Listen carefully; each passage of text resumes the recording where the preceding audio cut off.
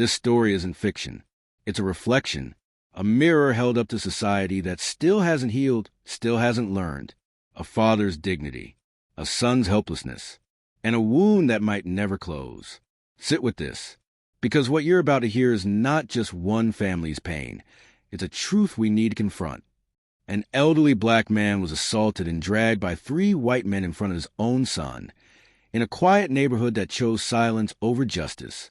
This powerful, emotional story exposes the raw reality of racism that still exists in America today. Elijah's story is not an isolated event. It's a reminder.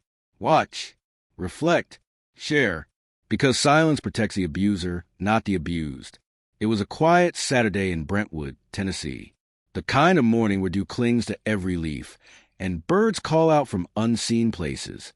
Elijah Rollins, 67, was doing what he'd done every weekend since retirement, watering the marigolds lining his small white fence and talking to his son Marcus, who had driven in from Nashville the night before.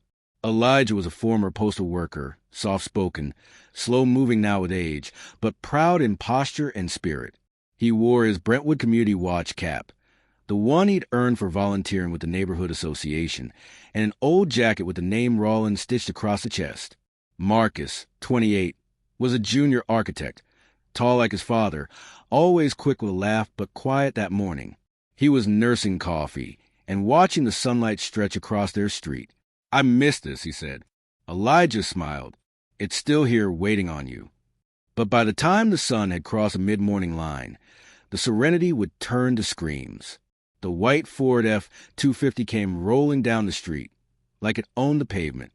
Loud music blared from its cracked windows, country rock, distorted with bass, and inside were 3 men, white mid-30s. Strangers, not from Brentwood, not from anywhere Elijah recognized. They slowed as they passed the Rollins home. Marcus watched from the porch, uneasy, the truck's windows lowered further, and one of the men, bearded, wearing a trucker cap, leaned out. "You live here, old man," he shouted. Elijah turned, hose in hand. "Been living here longer than you've been legal to drink." The man laughed. Another in the back yelled, "Thought this was a clean neighborhood." Marcus stood up now. He knew that tone. He'd heard it before, at gas stations, on sidewalks, even in job interviews dressed up as cultural fit questions. "Dad, let it go," he said quietly. But Elijah, proud, said, "We've got no trouble here. Keep driving." They didn't. The truck came to a full stop. Doors swung open. The men walked toward the fence like they were approaching prey. The bearded one was named Travis, as they'd learn later. The others were Luke and J.D. They weren't from Brentwood. They were from out by Cookville, visiting a friend, they said. A real American. Marcus stepped off the porch. "This is private property," he said. "Back off." Luke laughed. "What are you going to do? Call the cops?" Marcus paused. He wanted to say yes, but he didn't trust the answer. Travis pointed at Elijah. "This old man called us out. He wants smoke." Elijah stood his ground, eyes steady. "I serve this country. You boys ever even read the Constitution?" J.D. laughed. "You think that give you something?" Then it happened. Travis reached for Elijah's jacket, yanked him forward with force. The hose dropped. Elijah stumbled over his own feet. Marcus shouted, lunging toward them, but J.D. blocked him with a shove. The world went still for a second, then erupted. They grabbed Elijah, dragged him across the lawn like he was nothing, like he was some wild thing they were teaching a lesson. His legs scraped over gravel. His shirt tore.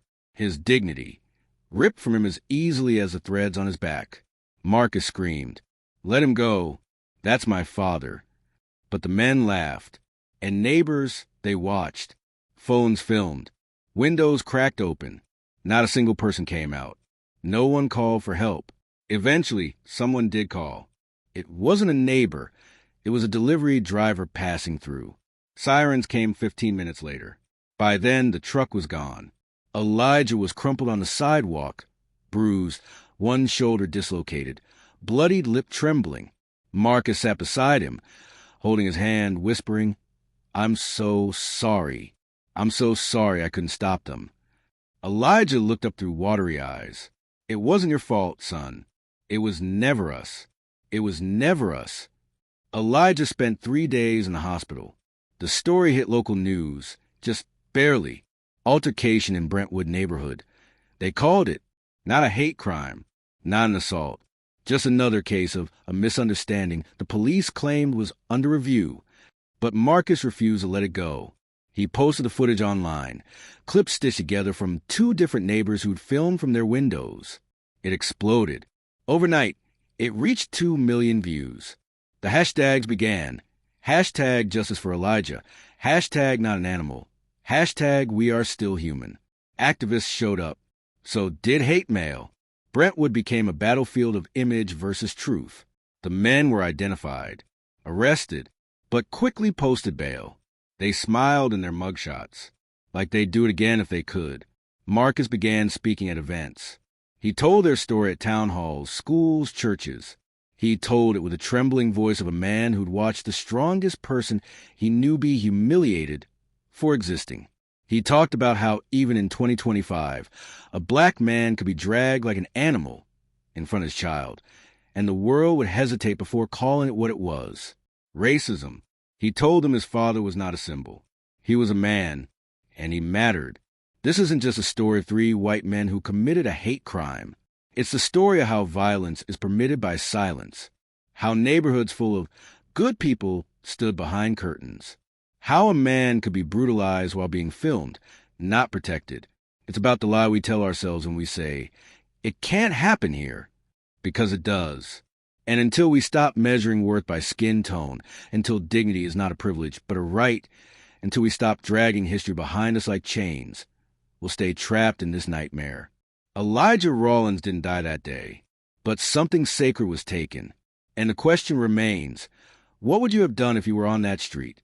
Would you have stood with him or watched from a window?